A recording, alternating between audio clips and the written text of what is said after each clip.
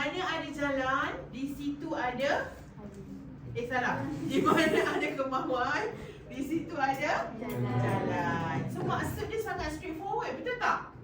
Apa dia? Jika seseorang mempunyai keinginan yang kuat, pasti ada cara untuk mencapainya. So sebab tu determination, cakap orang putih apa? Determination. Cuba sama, dia bukan kelas English tapi tak apalah. Determination. Determination.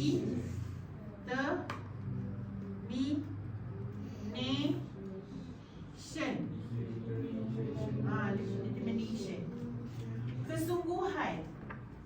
Ya benar, Allah Ta'ala dah susun yang ni qadar aku. Memang aku ni susah, memang aku ni tak berapa pandai. Kita yang nak mengaku begitu, tapi dengan adanya kemahuan, kesungguhan. Peribahasa cakap apa?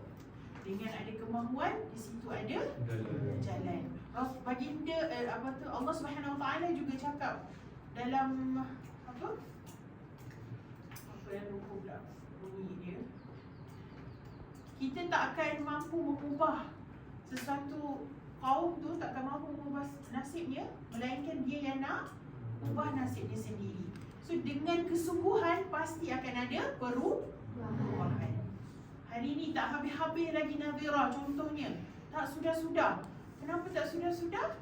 Okey, mungkin saya ada determination, tapi bila tak lepas saya pun dah give up. Tak kuatlah determination tu.